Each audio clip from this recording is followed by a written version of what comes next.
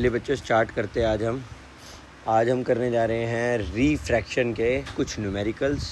Basically last topic जो हमने refraction पढ़ा था उसी के ऊपर बेस्ड हम कुछ न्यूमेरिकल्स आज करने जा रहे हैं जो बोर्ड में पूछे गए हैं, राइट। तो बेटा देखो, हम सबसे पहले क्या कह रहा है अपने से, कह रहा light is incident on a glass slab. ये कोई हमारे पास ग्लास स्लैब दिया गया है बोर्ड में, राइट। और एक लाइट बेसिकली इंसिडेंट हुई है इस ग्लास स्लैब के ऊपर कुछ इस तरह से, और इसमें बोला गया है कि बेटा ये आपका मीडियम ए है, ये मीडियम बी है और ये मीडियम सी है। उसने बोला मीडियम ए का refractive index N1, medium B का N2, मीडियम सी का N3 है, राइट। अब बेटा हमसे कह रहा है कि the emergent ray is parallel to the incident ray, right. तो एमर्जेंट रे जो है बच्चों हम देख पा रहे हैं, एमर्जेंट रे जो है वो कहीं ना कहीं पैरेलल है इंसिडेंट रे के। बेटा अब ध्यान से सुनेंगे बच्चा, क्या कह रहा है हमसे, ये हमारी एमर्जेंट रे है, राइट। और ये जो हमारी एमर्जेंट रे अगर ये इसके पैरेलल है, ये तभी पॉसिबल है बेटा कि ये मीडियम और ये मीडियम सेम हो, ये तभी पॉसिबल होता है। तो बेटा सिंपल सा एक आंसर हो जाएगा इसका कि N1 इक्वल टू N3, और जो कि बेटा कहीं ना कहीं ये डेंसर मीडियम ही होगा। और तो बेटा ये हो जाएगा आपका which is less than N2। तो बेटा देखिए कौन सा ऑप्शन है, N1 equal to N3, and ये आंसर हो जाएगा आपका, राइट। बेटा आपके मन में एक सवाल होगा कि मैंने इसे डेंसर क्यों कह दिया, राइट। तो बेटा इस क्वेश्चन का भी जवाब ले लो। बेटा अगर मान लो ये डेंसर नहीं होता, मान लो अगर ये डेंसर होता, ये डेंसर होता और ये रेयरर होता, तो बेटा लाइट आती, अवे फ्रॉम नॉर्मल जाती, और बेटा फिर वो एक्चुअली में पैरेलल ही नहीं आ पाती। तो ये आप देखते, राइट। तो इसीलिए याद रखना यही डेंसर मीडियम होगा, राइट, और ये रेयरर मीडियम ही होंगे, ठीक है। आई होप ये समझ आ गया होगा। आगे बढ़ जाते हैं। सेकंड क्वेश्चन बच्चों हमसे क्या कह रहा है, सेकंड क्वेश्चन हमसे कह रहा है यहाँ पर, a ray of light is starting from air और थ्रू अ रिफ्रैक्टिव इंडेक्स 1.5। बेटा एक रे ऑफ लाइट है, एक रे ऑफ लाइट इस तरह से स्टार्ट हुई है कुछ इस तरह से, और फिर वो कुछ इस तरह से चल कर गई है। तो बेटा वो बोल रहा है एयर से स्टार्ट हुई, एयर से स्टार्ट होने के बाद ए में एंटर करी, ए में एंटर करने के बाद बी में एंटर करी, बी में एंटर करने के बाद सी में एंटर करी। बेटा उसने हमसे बोला है एयर का रिफ्रैक्टिव इंडेक्स सब जानते हैं 1 होता है, 1.0003 होता है। बेटा अगर हम बात करें ए का रिफ्रैक्टिव इंडेक्स 1.5 होता है, बेटा बी का रिफ्रैक्टिव इंडेक्स 1.3 होता है, और सी का रिफ्रैक्टिव इंडेक्स 2.42 होता है, राइट। हमसे कह रहा है कि if the ray of light emerge out from the sea out in air from sea, बेटा सी के बाद वो वापस से एयर में आ गई है, ऐसा वो कह रहा है। तो बेटा अब वो हमसे कह रहा है then for which of the following pair bending is least. बेटा याद रखना, अगर रिफ्रैक्टिव इंडेक्स का डिफरेंस कम होगा, अगर इसका रिफ्रैक्टिव इंडेक्स का डिफरेंस लीस्ट होगा, तो बेटा डेविएशन जो होगा, जो लाइट का बेंडिंग होगी, जो लाइट का मुड़ना होगा, वो भी लीस्ट होगा। तो लाइट की बेंडिंग भी क्या होगी, लीस्ट होगी। तो बेटा आप ये देखो 1 से जब हम वापस 1.5 में आए, कहीं ना कहीं 0.5 का डिफरेंस है, बहुत बड़ा डिफरेंस होता है। 0.5 का नहीं तो 0.5 का ही मान लो आप, क्योंकि काफ़ी बड़ा नंबर है। बेटा इन दोनों के बीच में कहीं ना कहीं 0.17 का डिफरेंस है, यहाँ 0.5 का डिफरेंस है, यहाँ से यहाँ पर बेटा ऑलमोस्ट कहीं ना कहीं 1.7 का डिफरेंस है, और यहाँ से यहाँ पर बेटा 2.4 का डिफरेंस है कहीं ना कहीं। अब आप देख लो सबसे कम डिफरेंस कहाँ पर है, बेटा सबसे कम डिफरेंस है आपका 0.17 का। तो आंसर हो जाएगा बेटा सबसे कम लाइट बेंड कब करी है, जब ए से बी में गई है। आई होप ये आपको समझ आ गया होगा कि रिफ्रैक्टिव इंडेक्स का डिफरेंस अगर कम होगा तो बेंडिंग भी प्यारे बच्चों कम होगी, ये आपने याद रखना है। आगे बढ़ जाते हैं बेटा। इसके बाद हमसे क्या कह रहा है, इसके बाद हमसे कह रहा है बच्चों, यहाँ पर हमसे कह रहा है कि एक रे ऑफ लाइट है, एक रे ऑफ लाइट है, एक मीडियम ए से मीडियम बी में गई, से मीडियम सी में गई। बेटा हमसे कह रहा है कि इनमें से कौन सा रिजल्ट ट्रू होगा। बेटा हम जानते हैं ये हमारा इंसिडेंट एंगल है, हम जानते हैं हमारा रिफ्रैक्टेड एंगल है, हम जानते हैं बेटा ये वाला भी हमारा रिफ्रैक्टेड एंगल है, और बेटा हम जानते हैं ये वाला हमारा एंगल एमर्जेंट एंगल है। बच्चों रिफ्रैक्टेड एंगल दोनों सेम ही होंगे, क्यों, क्योंकि बेटा आप देखोगे ये एक नॉर्मल है और ये एक नॉर्मल है, और बेटा ये दो नॉर्मल के बीच में बने हुए एंगल हैं। तो बच्चों आप जानते हो ऑल्टरनेट इंटीरियर एंगल से ये एंगल इसके इक्वल होगा ऑल्टरनेट इंटीरियर पेयर से, है ना। तो बेटा ये दोनों एंगल इक्वल होंगे, क्यों, ऑल्टरनेट इंटीरियर एंगल की वजह से। तो एंगल 2 इक्वल हो जाएगा प्यारे बच्चों एंगल 3 के। तो आपका ऑप्शन हो जाएगा angle 2 equal to angle 3। Got it. आगे बढ़ जाते हैं बच्चों। इसके बाद आप देखोगे बच्चों, ये लाइट रेयर मीडियम से आई होगी, पक्का डेंसर में जा रही है। ऐसा मैंने क्यों कहा, क्योंकि आप देख सकते हो वो मुड़ रही है, वो टूवर्ड नॉर्मल जा रही है, मुड़ रही है। अभी अगर कभी भी कोई भी लाइट अगर रेयर से आ रही है और डेंसर में जा रही है तो पक्का वो टूवर्ड नॉर्मल मुड़ जाती है, और वो मुड़ती हुई दिख रही है। बट बेटा देखा जाए तो ये और ज़्यादा डेंसर है। क्यों? क्योंकि बेटा ये और ज़्यादा मुड़ गई। देखो आप, ये यहाँ से यहाँ तो मुड़ी और यहाँ तो और ज़्यादा मुड़ गई, तो बेटा ये और ज़्यादा डेंसर है। तो हम ये कह सकते हैं N1 तो कहीं ना कहीं रेयरर था N2 से, बट N2 रेयरर निकला N3 से, तो बेटा हम कह सकते हैं N3 ज़्यादा डेंसर है, ये मोर डेंसर है, ये डेंसर है और ये रेयरर है, ये रेयरर है, ये डेंसर है और ये मोर डेंसर है, ये N2 से भी ज़्यादा डेंसर है, राइट। तो बच्चों अगर आपको ये वाली बात समझ आई है तो अब आप क्या देखेंगे, आप देखेंगे कौन सा रिलेशन ट्रू है।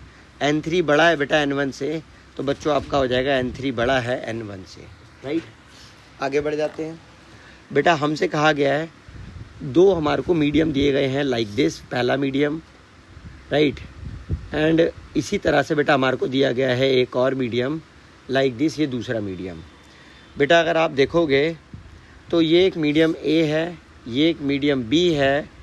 बेटा ये आप देखोगे लाइट आई और ये लाइट बेंड कर गई, और ये आप देखोगे लाइट आई, ये लाइट कहीं ना कहीं बेंड कर गई इस तरह से। बेटा उसने बोला है रिफ्रैक्टिव इंडेक्स ऑफ मीडियम 1। बेटा रिफ्रैक्टिव इंडेक्स मीडियम 1 का उसने दिया है हमारे को 1.5, और रिफ्रैक्टिव इंडेक्स उसने मीडियम 2 का भी हमारे को दिया है 1.33। अगर आप देखो बेटा, आपको मैंने एक एब्सोल्यूट रिफ्रैक्टिव इंडेक्स का एक फार्मूला याद कराया होगा। आप देखोगे n ऑफ मीडियम, मैंने आपको पढ़ाया होगा कि refractive index of medium equal to c upon में वेलोसिटी ऑफ मीडियम होता है। अगर आपको ये मैंने पढ़ाया था एब्सोल्यूट रिफ्रैक्टिव इंडेक्स का फार्मूला, तो बेटा अब आप क्या सुनोगे, ध्यान से देखना। आपको दिया गया है कि अगर स्पीड ऑफ लाइट c की वैल्यू दी गई है, c की वैल्यू दी गई है 3 × 10⁸ मीटर पर सेकेंड है। आपसे मांगा जा रहा है वेलोसिटी a में क्या होगी, और आपसे मांगा जा रहा है वेलोसिटी vb में क्या होगी। आपको प्यारे बच्चों ये दो बातें बतानी है। आप किस प्रकार से बताएंगे, देखिए बच्चों, आप जानते हैं VA इक्वल टू हो जाएगा, आप अगर इसे क्रॉस मल्टीप्लाई करके इसे इधर ले जाएं तो आप पाएंगे C/NA, और इसी प्रकार से VB इक्वल टू C/NB।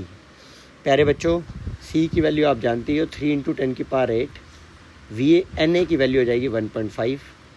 प्यारे बच्चों C की वैल्यू 3 × 10⁸, और VB की वैल्यू आपकी हो जाएगी 1.33। बेटा आप इसको 4/3 लिख लेना, क्योंकि 1.33 का मतलब 4/3 ही होता है। तो बेटा आप यहाँ पे जानबूझकर 4/3 लिखना है, इससे कैलकुलेशन आसान हो जाएगी। अब आप देखोगे 3 घूमकर ऊपर जाएगा तो ये बन जाएगा आपका 9/4 × 10⁸ मीटर पर सेकेंड। और बेटा अगर आप 1.5 से 3 काटोगे तो 2 आएगा, तो ये बन जाएगा 2 × 10⁸ मीटर पर सेकेंड, राइट। ये तो बेटा सॉल्व हो चुका है। 9/4 का मतलब क्या होता है ये जान लो। 9/4 का मतलब होता है 2.25, 2.25, राइट। तो ये 2.25 आ गया आपका मीटर पर सेकेंड। आई होप ये समझ आ गया होगा बच्चे। अब हमारा नेक्स्ट क्वेश्चन है, हमारे से नेक्स्ट क्वेश्चन में जो कह रहा है हमसे, क्या कह रहा है, हमसे कह रहा है कि refractive index, right, refractive index जो है ऑफ ग्लास इज़ 1.5। इसका क्या मतलब है बेटा, इसका सिंपल सा यही मतलब है कि रिफ्रैक्टिव इंडेक्स ऑफ ग्लास अगर 1.5 है, इसका ये मतलब है प्यारे बच्चों, देखो बेटा इसका क्या मतलब है, रिफ्रैक्टिव इंडेक्स ऑफ ग्लास अगर 1.5 है, इसका सिंपल सा ये मतलब है, याद रखना कि देखो इसका पहला मतलब तो ये है बेटा कि n, देखो अगर मैं इसी एब्सोल्यूट रिफ्रैक्टिव इंडेक्स के फार्मूले को यूज़ करके इसे समझाऊँ आपको, तो इसका मतलब होगा NG इक्वल टू C/VG।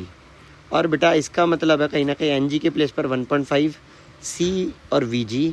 तो आप देख सकते हो कि आप ये कह सकते हो, ये अगर मैं VG उठा के इधर ले आऊँ तो हो जाएगा बेटा VG इक्वल टू C। तो आप देख सकते हो, और अगर मैं बेटा इस वैल्यू को उठा, आप देख सकते हो कि एक्चुअली में C का मतलब कहीं ना कहीं वेलोसिटी इन एयर होता है या वैक्यूम होता है। तो बेटा अगर आप देखो इसका क्या मतलब है, इसका यही मतलब है बच्चों कि speed of light is 1.5 times more in air than the speed of light in glass, ठीक है। It means speed of light is 1.5 times, speed of light is 1.5 times more in air than in glass. तो बेटा कहीं ना कहीं refractive index बढ़ने से speed of light घट जाती है। मैंने आपको हज़ारों बार पढ़ाया होगा, ये दोनों एक दूसरे के इन्वर्सली प्रोपोर्शनल होते हैं, right.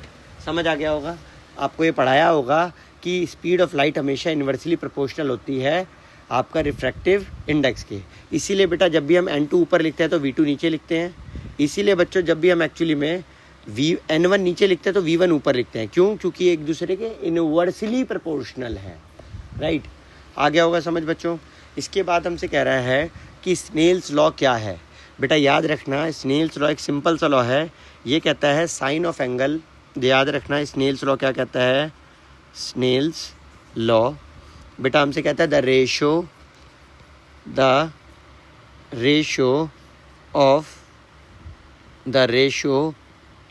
Of sine of angle of incidence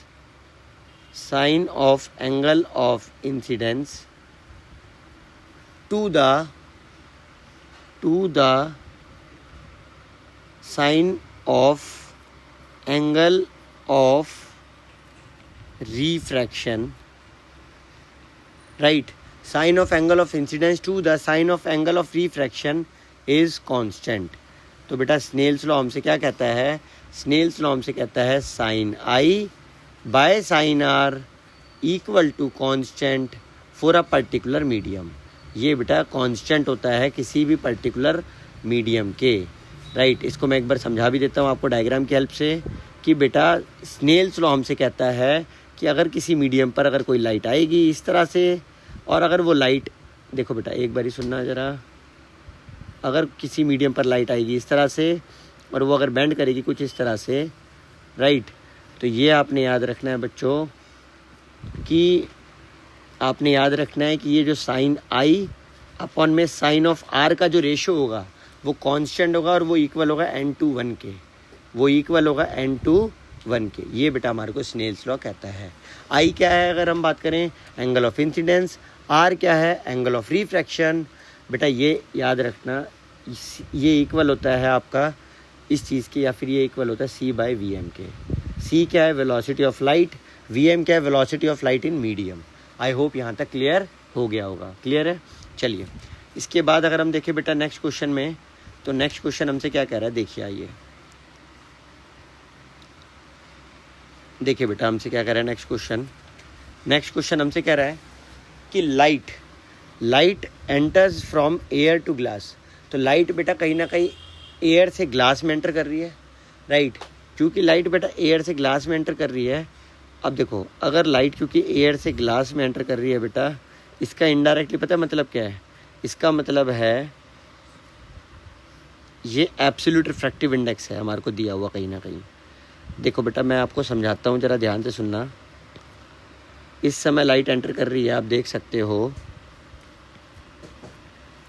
air से ग्लास में। और बेटा अगर लाइट एयर से ग्लास में एंटर कर रही है, इसका सीधा सीधा क्या मतलब है कि आप बोलोगे refractive index of glass with respect to air, और बेटा वो हमें दे रखा है 1.5। अब हमारे से बोला गया है calculate the speed of the light in glass. हमसे बोला गया speed of the light in glass निकालिए। कह रहा है the speed of light in vacuum. बेटा यानी कि एयर के अंदर जो हमारी स्पीड होती है, एयर के अंदर जिसे हम ऑलमोस्ट वैक्यूम भी मान लेते हैं, तो वैक्यूम के अंदर जो स्पीड दे रखी है वो दे रखी है हमें 3 × 10⁸। बच्चों हमारे को रिलेटिव रिफ्रैक्टिव इंडेक्स का फॉर्मूला आता है, वो होता है nm = c/vm, राइट। तो आप लगा दीजिए बेटा, आप यहाँ पर लिख दीजिए बस nm की जगह vg, और यहाँ पर nm की जगह ng, और vm की जगह vg, राइट। अब अगर आपने लिख दिया तो बच्चों अब आपका क्वेश्चन हो चुका ऑलमोस्ट, राइट। अब क्या करना है, कुछ नहीं करना है आपने, अब आपका हो ही जाएगा। कैसे करना है देखो मैं बता देता हूँ एक बारी ज़रा।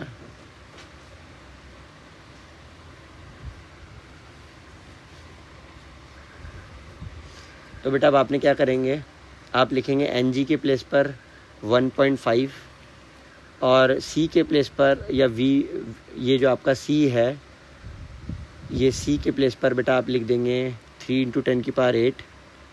और बेटा वेलोसिटी इन ग्लास में हमें निकालनी है, इसको उधर ले जाएंगे, इसको इधर ले आएंगे, तो बेटा वेलोसिटी इन ग्लास 3 10 की पावर 8 1.5। बेटा अगर आप काटेंगे इसे तो कहीं ना कहीं आपके पास 2 Vg आपके पास 2 इंटू 10 की पावर 8 मीटर पर सेकेंड आ जाएगा। राइट है, गॉट इट है। चलिए आगे बढ़ जाते हैं बच्चों, अगला क्वेश्चन देख लेते हैं। बेटा हमसे कहा गया है रिफ्रैक्टिव इंडेक्स ऑफ ग्लास 3/2 है, ठीक है। तो बेटा लिख दो रिफ्रैक्टिव इंडेक्स ऑफ ग्लास 3/2।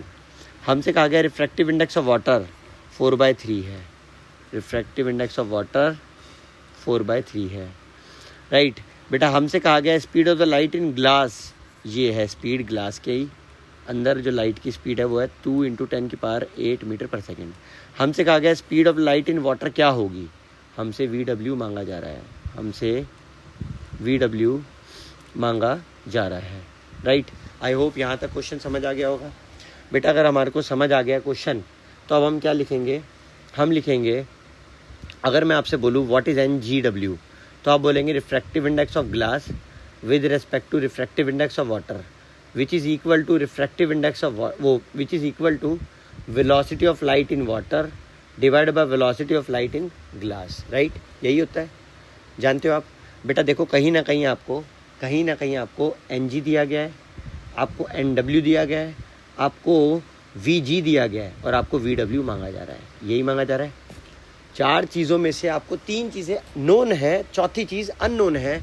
आप बड़े प्यार से बेटा इस इक्वेशन का यूज़ करके इसे निकाल पाएंगे। राइट, आप NG के प्लेस पर 3/2 मेंशन कर दो, आप NW के प्लेस पर 4/3 मेंशन कर दो, आप VW के प्लेस पर VW मेंशन कर दो और आप VG के प्लेस पर 2 इंटू 10 की पावर 8 मीटर पर सेकेंड मेंशन कर दो। राइट है बेटा, अब आप देखोगे 4 2 8 और 3 3 9, तो बेटा यहाँ पर आ जाएगा कहीं ना कहीं 9/4 और ये चीज़ मल्टीप्लाई होकर उधर चली जाएगी तो आ जाएगा 2 इंटू 10 की पावर 8 और बेटा ये इक्वल आ जाएगा VW के।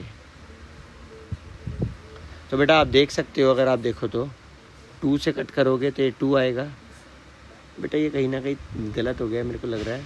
नहीं बेटा गलत नहीं है, मैंने एकदम करेक्ट किया है। बेटा ये वैल्यू आ गई आपकी निकल के 9/2 मतलब 4.5 इंटू 10 की पावर 8 मीटर पर सेकेंड। बेटा ये क्वेश्चन ही रॉन्ग है। क्यों ये क्वेश्चन रॉन्ग है सुन लीजिए। बेटा किसी की भी लाइट की स्पीड से तेज़ होना, किसी की भी 3 इंटू 10 की पावर 8 से तेज़ होना, मतलब कि बेटा वो एक्चुअली में टाइम ट्रैवल कर सकता है व्यक्ति। बेटा और लाइट की स्पीड से कोई तेज़ शायद ही कोई होता हो हनुमान जी के अलावा, ठीक है। तो ये बेटा क्वेश्चन इसीलिए रॉन्ग है क्योंकि ये लाइट की स्पीड से तेज़ निकल कर आ गई है। आप जानते हो वाटर के अंदर तो स्पीड घट जानी चाहिए, यहाँ बढ़ा दी गई है, इसीलिए क्वेश्चन में कुछ ना कुछ एरर है बच्चों। राइट, तो ये एरर को हम देख लेंगे बेटा, मतलब बोर्ड में आया है तो बोर्ड में तो मतलब गलत ही निकालना होगा, वही सही माना जाएगा। ठीक है, एक बार देख लेते हैं कहीं गलती तो नहीं हो रही हमसे। हाँ बेटा ऑलमोस्ट हम तो सही हैं, एक बार ही देख लो। हाँ बिल्कुल राइट है, ठीक है।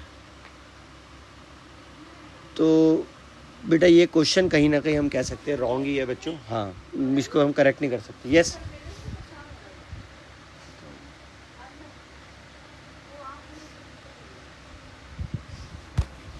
चलो ठीक है, चलो तो यहाँ तक अगर कोई नहीं, ये रिकॉर्ड तो हो जाएगी बेटा, है ना। देखो यहाँ तक बेटा समझ तो आ ही गया होगा बच्चों। आगे बढ़ जाते हैं। इसके बाद अगर हम आगे बढ़े तो हम क्या पाएंगे, मैंने कुछ गलत तो नहीं किया है ना। देखो मैंने रिफ्रैक्टिव इंडेक्स ग्लास का डाला है जो कि 3/2 था और वाटर का 4/3 था, बिल्कुल सही पुट किया है। और मैंने ग्लास की वेलोसिटी कहीं ना कहीं डाली है, वो भी बिल्कुल करेक्ट डाली है। 2 से इसे कट किया है। 4 2 अगर हम देखें तो ये 4 2 8 आएगा ना। अरे यार 1 मिनट रुक जाओ, गलती तो ही है ना हल्की सी। ये देखो इसको इससे मल्टीप्लाई करने पर क्या आएगा, 4 2 8 आएगा ना नीचे, और 8 को जब हम कट करेंगे तो क्या आएगा, 4 आएगा। तो ये 9/4 का मतलब क्या हो गया, 2.25। ठीक तो है, ठीक तो है, फिर गलत क्यों है, ठीक तो है, ठीक है ना बच्चा, गॉट इट, पक्का। चलो ये ठीक है हमारा, आगे बढ़ जाते हैं। अच्छा ये वाले क्वेश्चन में मिस्टेक है कहीं ना कहीं शायद, हाँ ये वाले क्वेश्चन में मिस्टेक है, एक बार देख लो इसको। देखो क्या कह रहा है हमसे, ध्यान से सुनना। Absolute refractive index of glass, glass का रिफ्रैक्टिव इंडेक्स, देखो बेटा ग्लास का रिफ्रैक्टिव इंडेक्स है ना, यहाँ देखो यहाँ पे क्या दिया गया था ग्लास का 3/2, और देखो यहाँ पर ग्लास का ना किसी ने गलती से उसे 4/3 कर दिया है, उल्टा कर दिया है, जबकि ये वाला वैल्यू उठ के आएगा यहाँ पे और ये वाला वैल्यू उठ के जाएगा वहाँ पे। समझ आ रहा है? तो ये क्वेश्चन में कहीं ना कहीं रॉन्ग है, ये क्वेश्चन रॉन्ग है, याद रखना। ठीक है, आया समझ पक्का? तो ये आपने याद रखना है। चलो छोड़ दो, अगले क्वेश्चन पर आ जाओ बेटा। अगला क्वेश्चन हमसे क्या कह रहा है, हमसे कह रहा है the refractive index of medium X with respect to Y, यानी कि NX/Y ये 2/3 है, and refractive index of Y with respect to Z NYZ ये 4/3 हमें दिया गया है। Find the refractive index of Z with respect to X. बेटा हमसे कह रहा है NZ/x निकालो, राइट। एक तरीके से refractive index of NZ with respect to X का मतलब है NZ/NX निकालना। और बेटा अगर NZ/NX निकालना, अब आप एक बात देखना, सुन रहे हो बच्चा, यहाँ तक आया समझ? बच्चा इसका मतलब पता है क्या होता है? इसका मतलब होता है NX/NY। बच्चा इसका मतलब क्या होता है? इसका मतलब होता है बेटा कहीं ना कहीं, अगर आप देखोगे तो, रुक जाओ मैं लिख देता हूँ, ठीक है, इसको थोड़ा सा नीचे करके लिख देते हैं। इसका मतलब होता है बेटा NY/NZ। बच्चा अगर मैं आपसे कहूँ मुझे बताइए NZ क्या होगा यहाँ से, तो आप कहेंगे NZ होगा यहाँ से, राइट। आप मुझे कहेंगे कि NZ होगा 3/4 ऑफ NY, राइट। अगर मैं आपसे पूछूँ NX क्या होगा यहाँ से, तो आप मुझे कहेंगे कि सर NX जो होगा, मैं इसे थोड़ा सा नीचे कर देता हूँ, ठीक है बच्चा। तो यहाँ से आप मेरे को बोलेंगे NX जो होगा सर वो इक्वल होगा 2/3 ऑफ NY। बेटा अगर मैं यहाँ से NY को उठा के यहाँ पुट कर दूँ, NX को उठा के सॉरी यहाँ पुट कर दूँ, बेटा फिर से सुनना, मैंने यहाँ से NX निकाल लिया, क्यों? क्योंकि मुझे यहाँ पुट करना है। मैंने यहाँ से NZ निकाल लिया, इसको उधर भेज के और इनको उधर भेज के इसको इधर ला के, क्यों? क्योंकि मेरे को NZ यहाँ पुट करना है। समझ आया अभी? बेटा NZX हमें निकालना है, उसने मांगा है। 3/4 बेटा 3/4, नमस्ते बेटा, कहाँ पे 3/4 कैसे आया बच्चा? ये देखो ना, ये 3 उधर चला गया, 4 इधर आ गया, 3/4 आ गया, और Y तो उधर ही था, डन है। तो अब मेरी बात सुनना बच्चों, NZ के प्लेस पर आप डाल दो, क्या NZ के प्लेस पर आप डाल दो 3/4 ऑफ NY, और बेटा NX के प्लेस पर आप डाल दो 2/3 ऑफ NY। बेटा NY से NY कैंसिल हो जाएगा, आप देखोगे 4 2 8 हो जाएगा, आप देखोगे 3 3 9 हो जाएगा, राइट। ये आपका आंसर आ जाएगा। आया नहीं आया समझ? समझ आया? कोई डाउट नहीं है? चलिए इसके बाद बेटा अगर यहाँ तक डन है, इसके बाद देखिए नेक्स्ट क्वेश्चन हमसे क्या कह रहा है। देखो बेटा नेक्स्ट क्वेश्चन हमसे कह रहा है, draw a diagram to show the refractive index of light of glass slab and mark an angle and lateral shift. बेटा हमारे को एक डायग्राम बनाना है। बेटा ये डायग्राम हो गया हमारा प्रिज्म का। हमारे को उसमें कहीं ना कहीं दिखाना है कि कोई रे आती हुई, ये आ गई देखो आपकी रे, राइट, ये आ गई आपकी रे इस तरह से किसी एंगल पर, फिर ये रे आपकी जा रही है और ये कुछ इस तरह से जा रही है, राइट। ये थोड़ा सा मैंने ना गड़बड़ में कर दिया है फिगर, रुक जाओ, इस फिगर को उठा के थोड़ा सा इधर ले आओ, देख सकते हो, राइट। अब आप देख सकते हो कि रे कहीं ना कहीं सीधी भी जा रही होगी,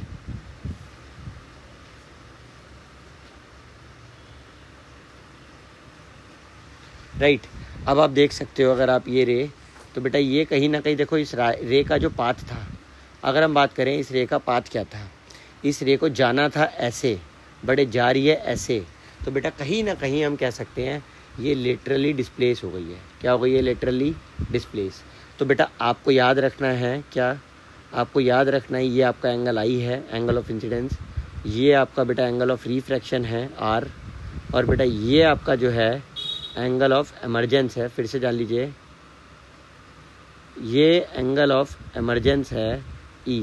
तो बेटा फिर से एक बार देख लीजिए, I एंगल ऑफ इंसिडेंस है, राइट, और इंसिडेंस है, R एंगल ऑफ रिफ्रैक्शन है, राइट। और अगर आपसे पूछा जाए E क्या है प्यारे बच्चों, तो E आपका एंगल ऑफ एमर्जेंस है, एंगल ऑफ एमर्जेंस है, और अगर आपसे पूछा जाए कि व्हाट इज़ एमरजेंस, अगर आपसे पूछा जाए व्हाट इज़ एल, तो आप बोलेंगे लेटरल डिस्प्लेसमेंट। लेटरल डिस्प्लेसमेंट कि हमारी लाइट रे लेटरली डिस्प्लेस कर गई है। लेटरल थोड़ी सी साइड खिसक गई है। क्यों खिसक गई है? क्योंकि एक रिफ्रैक्शन नाम का फिनोमेना संसार में एग्जिस्ट करता है। ग्लास स्लैब ने हमारे उसी रिफ्रैक्शन फिनोमेना की वजह से हमारे ग्लास स्लैब ने हमारी रे को यूँ जाना था से यूँ कर दिया। यूँ जा रही है, दोनों पैरेलल जा रही हैं। जाना था यूँ बट जा रही हैं यूँ। यूँ जाना था और यूँ जा रही है, तो आप समझ सकते हो बेटा कहीं ना कहीं इधर जाना था और इधर जा रही है, मतलब जाना इधर था और जा इधर रही है, राइट। तो अगर यहाँ तक क्लियर है, इसके बाद हम आगे बढ़ते हैं। अब आगे देखना बच्चों क्या कह रहा है हमसे। आगे हमसे कह रहा है हमसे कि the state the law of refraction of light if. बेटा पहली बात तो law of refraction of light बताना है, ये हमने ऑलरेडी डन कर लिया ऊपर, राइट। हमसे कह रहा है बेटा if the speed of the light in vacuum is इतना, absolute refractive index of the medium in which is travel is this फलाना में। देखो बेटा मेरी बात सुनो बेटा, अगर हम बात करें एब्सोल्यूट रिफ्रैक्टिव इंडेक्स की, राइट, अगर हम प्यारे बच्चों बात करते हैं एब्सोल्यूट रिफ्रैक्टिव इंडेक्स की, तो बेटा सभी बच्चे जानते हैं एब्सोल्यूट रिफ्रैक्टिव इंडेक्स का फॉर्मूला क्या होता है, मीडियम C/VM, यही होता है, ठीक है। अब अगर हम बात करें एब्सोल्यूट रिफ्रैक्टिव इंडेक्स अगर ये होता है, आप देखेंगे बेटा हमारे पास C की वैल्यू दी गई है, डाल दीजिए ऊपर, राइट। आपसे रिफ्रैक्टिव इंडेक्स मांगा गया है ना, आपसे मांगा गया एब्सोल्यूट रिफ्रैक्टिव इंडेक्स क्या होगा, बेटा यही वैल्यू आपकी एब्सोल्यूट रिफ्रैक्टिव इंडेक्स कहलाती है। तो आपको ये निकालना है, तो आप ऊपर डाल दीजिए इसको और स्पीड ऑफ लाइट को ऊपर लिख दीजिए, और बेटा आपसे मीडियम की स्पीड भी आपको दी गई है 1.4, वो आप नीचे लिख दीजिए, राइट। अब आप देखेंगे कि ये 10⁸ से 10⁸ कट जाएगा, तो बेटा आपके पास बचेगा 3/1.4, जिसका मतलब सीधा सीधा 30/14, जिसका मतलब कहीं ना कहीं 15/7, जिसका मतलब कहीं ना कहीं 2.1 है, ठीक है। आई होप ये समझ आ गया होगा। ये हमारा रिफ्रैक्टिव इंडेक्स आ गया, और इसे हम रिफ्रैक्टिव इंडेक्स नहीं, इसे हम एब्सोल्यूट रिफ्रैक्टिव इंडेक्स कह सकते हैं। चलिए बच्चों, इसके बाद हम आ जाते हैं नेक्स्ट प्रश्न पर। नेक्स्ट प्रश्न हमसे कह रहा है स्टेट द स्नेल्स लॉ, ये ऑलरेडी हमारा डन हो चुका है बच्चों। If the speed of the light in the vacuum is इतना, कह रहा है find the speed of the light in the medium जिसका रिफ्रैक्टिव इंडेक्स इतना है। बेटा ये वाला क्वेश्चन भी हमने ऊपर करा है, एक बार देख लेते हैं जल्दी से। NM = C/VM। बेटा आपको VM का वैल्यू दिया गया है 1.5, C का वैल्यू दिया गया है 3 × 10⁸। आपको आपको VM निकालना है और आपको NM का वैल्यू 1.5 दिया गया है। बच्चों आप क्या करेंगे, आप कुछ नहीं, आप सिंपल सा काम करेंगे कि ये इधर ले जाएंगे और ये आप उठा के इधर ले आएंगे, और आपका VM आ जाएगा प्यारे बच्चों निकल करके 3 × 10⁸ डिवाइड बाय 1.5। काटेंगे तो काटने पर आप जानते हैं, इसे काटने पर ये 2 बच जाएगा, 2 × 10⁸ मीटर पर सेकेंड आपका आंसर आ जाएगा। अगर आपको यहाँ तक क्लियर है, अब ज़रा ध्यान से देखना बेटा। देखो बेटा स्नेल्स लॉ क्या है, दोनों जो लाइट लॉज ऑफ रिफ्रैक्शन है मैंने यहाँ पर ढंग से लिखे हुए हैं, साफ साफ तमीज़ से आप देख सकते हो, आपके लिए लगा रखे हैं ताकि आप इन्हें लर्न कर सकें। आप इनका स्क्रीनशॉट लीजिए, आप इस स्नेल्स लॉ को भी याद कीजिए, ये बार बार आ रहा है। आप फर्स्ट लॉ को भी याद कीजिए, ये भी आता है, ठीक है। चलिए बेटा अब नेक्स्ट क्वेश्चन पर आ जाते हैं। नेक्स्ट क्वेश्चन बेटा हमसे क्या कह रहा है, कह रहा है determine the speed of the light in diamond. बेटा हमारे को डायमंड के अंदर स्पीड ऑफ लाइट निकालनी है। If the refractive index of diamond is इतना। बेटा देखिए सब जानते हैं, हम लिखते हैं एब्सोल्यूट रिफ्रैक्टिव इंडेक्स क्या होता है, मैंने आपको पढ़ा रखा है बच्चों। एब्सोल्यूट रिफ्रैक्टिव इंडेक्स होता है absolute refractive index of diamond = velocity of light in air divide by velocity of light in diamond. बेटा आप देख सकते हो डायमंड का रिफ्रैक्टिव इंडेक्स है 2.42, स्पीड लाइट के अंदर लाइट की स्पीड दी गई है 3 × 10⁸, और डायमंड के अंदर आपको स्पीड निकालनी है। आप इसे उधर ले जाइए बच्चों, आप इसे इधर ले आइए, VD = हो जाएगा 3 × 10⁸ डिवाइड बाय, आप देखोगे आपका आ जाएगा 2.42, राइट। आप प्यारे बच्चों इसे सॉल्व करेंगे, तो मैंने इसे सॉल्व करके मेरे को इसको पता ही है कि ये सॉल्व होने पर क्या आता है। तो बेटा ये सॉल्व होने पर कहीं ना कहीं हम कह सकते हैं, ये बेटा ऑलमोस्ट हमारा अप्रॉक्स में 1.23 या 24 आ जाएगा निकल के × 10⁸ मीटर पर सेकेंड, राइट। तो बच्चों इस तरीके से आपने एक्चुअली में refractive speed of light in diamond निकाल लेनी है। बेटा एक और क्वेश्चन हमसे दिया गया है, क्या दिया गया है? रिफ्रैक्टिव इंडेक्स ग्लास का, वाटर का और कार्बन डाइसल्फाइड का। ये बेटा हमारे को रिफ्रैक्टिव इंडेक्स दिए हैं 1.55, 1.33, 1.62। बेटा हमसे पूछा गया if the ray of light is incident in these mediums at same angle, यानी कि इन सभी में एंगल इंसिडेंस जो है वो सेम है, theta theta theta. Angle of incidence तीनों के अंदर थीटा है। बोला गया है right the increasing order of the angle of refraction. Increasing angle of refraction, बेटा देखो इसका रिफ्रैक्टिव इंडेक्स कम है, इसमें रिफ्रैक्शन बेटा एक्चुअली में इसमें रिफ्रैक्शन भी कम होगी। इसका रिफ्रैक्टिव इंडेक्स कहीं ना कहीं जो एंगल होगा, हम कह सकते हैं एंगल ऑफ रिफ्रैक्शन, वो कम होगा। इसका बेटा कहीं ना कहीं और कम वैल्यू है, इसका तो बेटा और भी कम होगा, ठीक है, ये तो वेरी लेस होगा, और ये बेटा वेरी मोर होगा, बहुत ज़्यादा होगा ये, ठीक है। तो आप कह सकते हो कि रिफ्रैक्टिव इंडेक्स का जो रेशियो होगा, या फिर हम कह सकते हैं जो बेंडिंग का जो रेशियो होगा, ये याद रखना बच्चों, क्या बोल रहा हूँ मैं, एंगल ऑफ रिफ्रैक्शन का जो रेशियो, मतलब एंगल ऑफ रिफ्रैक्शन का जो ऑर्डर होगा, ऑर्डर, वो ऑर्डर क्या होगा? वो ऑर्डर सिंपल सा होगा कि सबसे ज़्यादा रिफ्रैक्शन होगा थर्ड में, एंगल भी वहाँ पे ज़्यादा, उससे कम होगा फर्स्ट में, और सबसे कम रिफ्रैक्शन होगा सेकंड में। तो बेटा ये हो जाएगा हमारा ऑर्डर ऑफ बेंडिंग कह लो, या फिर order of angle of refraction कह लो, राइट। आई होप यहाँ तक समझ आ गया होगा, राइट। इसी तरह से बेटा ये सारे क्वेश्चन हमें करने हैं, राइट। ये कोई भी क्वेश्चन बेटा कोई भी मुश्किल क्वेश्चन नहीं है, सारे इजी क्वेश्चन हैं, आपको समझ भी आ रहे होंगे, राइट। आगे बढ़ जाते हैं बेटा, कुछ बेहतरीन क्वेश्चन की तरफ चलते हैं जो बोर्ड में आते हैं। तो बेटा ये बहुत ही प्यारा क्वेश्चन है, प्लीज़ ध्यान से सुनना। बेटा हमसे पूछा गया है angle of incidence from air two glasses.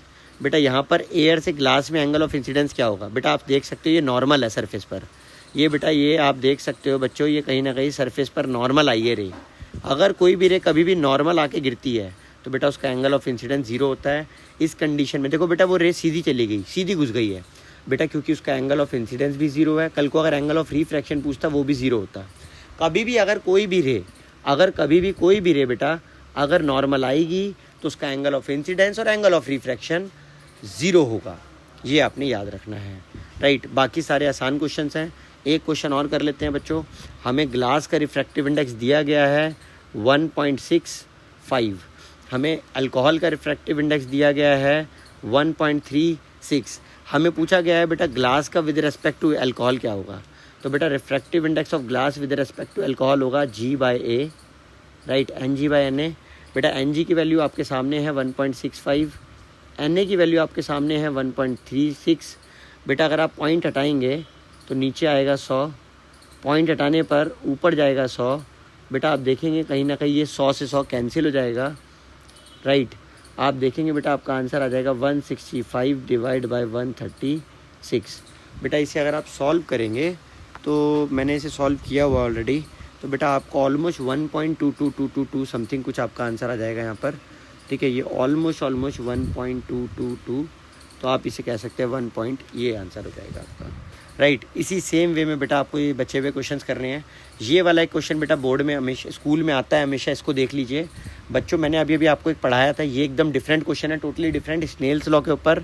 बेटा स्नेल्स लॉ मैंने पढ़ाया था, साइन आई अपॉन में sine R equal to constant होता है। अब अगर आप देखो बेटा ये इंसिडेंट एंगल ये है क्योंकि रे नीचे से ऊपर जा रही है, और बेटा रिफ्रैक्टेड एंगल आप देखो ये है एंगल 45। तो बेटा आप जानते हो sine 45 divide by sine sine 60, बेटा आपका इंसिडेंट एंगल आपका 60 है, और बच्चों रिफ्रैक्टेड एंगल 45 है, और बेटा वो होगा आपका रिफ्रैक्टिव इंडेक्स, ये आपका NBA के इक्वल होगा, second medium with respect to first medium. इसे हम N/1 भी बोलते हैं, इसे हम इस समय B और A भी बोल देंगे। तो बच्चों आप देख सकते हो, अगर यहाँ तक क्लियर है बेटा, साइन 60 की वैल्यू क्या होती है आपको पता है बेटा, साइन 60 की वैल्यू होती है √3/2। बेटा साइन 45 की वैल्यू क्या होती है, वो होती है बेटा 1/√2। अगर आप देखोगे तो बेटा कहीं ना कहीं इसका रैशनलाइजेशन करोगे, मतलब पहले से ऊपर ले जाओ, इन्हें मल्टीप्लाई करो, या क्या √6/2। अगर आप अगर आप देखोगे तो एक तो ये आ गया हमारा फॉर्म, बट ये हमारा आंसर नहीं दिख रहा है हमें, राइट। आंसर तो करेक्ट यही है बेटा। अब एक चीज़ और हो सकती है क्या, आप ना नीचे अंडर रूट 3 ला दें, मतलब आपको पता है इस 2 का मतलब क्या होता है? इस 2 का मतलब होता है बेटा √2 इंटू √2, और बेटा √6 का मतलब होता है √3 इंटू √2। तो बेटा अगर आप 2 से 2 कट कर देंगे तो आपका √3/2 आंसर। बट ये एनसीईआरटी का आंसर, ये एग्जाम्पलर का आंसर है, ये रॉन्ग है। क्यों रॉन्ग है? क्योंकि हमारे को कभी भी नीचे इर्रेशनल फॉर्म नहीं छोड़नी होती, हमें हमेशा रैशनलाइज करके लिखना चाहिए, हाँ या ना? तो बेटा बट फिर भी जो एग्जामिनर कहते हैं वही सही होता है, तो इसीलिए हम ए के साथ गो कर जाएंगे। और बेटा ये लास्ट क्वेश्चन है बिल्कुल ही, ठीक है, 5th क्वेश्चन के बाद हम नहीं करेंगे। देखिए बच्चा क्या कह रहा है हमसे, ये हमसे कह रहा है कि आ रे ऑफ लाइट एंटर कर रही है ए से बी मीडियम में। बेटा देखो ए से जा रही है, एंगल ऑफ इंसिडेंस बड़ा है, एंगल ऑफ रिफ्रैक्शन छोटा है। देखो बेटा, तो कहीं ना कहीं बेटा रे टूवर्ड नॉर्मल झुक गई है, टूवर्ड नॉर्मल बेंड हो गई है। अगर बेटा वो टूवर्ड नॉर्मल बेंड हुई है, इसका मतलब पक्का ये रेयर मीडियम था, राइट। इसका सीधा सीधा जो मतलब है बच्चों, इसका सीधा सीधा यही मतलब है कि ये जो मीडियम था आपका, ये रेयर मीडियम था, और ये जो मीडियम है डेंसर है। और बेटा अगर आप कभी भी बी विद रिस्पेक्ट टू ए निकालोगे, यानी कि आप NB/NA लिखोगे, यानी कि बी की वैल्यू बड़ी होगी क्योंकि वो डेंसर है, ये वैल्यू बिग होगी, और ये वैल्यू कहीं ना कहीं बेटा स्मॉल होगी। और बेटा आप जानते हो बिग अपॉन में जो स्मॉल होता है उसका वैल्यू हमेशा 1 से बड़ा होता है। तो बेटा ग्रेटर देन यूनिटी का मतलब है 1 से बड़ा, यूनिटी का मतलब बेटा यूनिट का मतलब 1। आई होप प्यारे बच्चों मैंने बहुत प्यारे प्यारे आपको क्वेश्चंस कराए, आपको समझ आए होंगे, आपको मज़ा आया होगा पढ़ के। बाय बाय प्यारे बच्चों।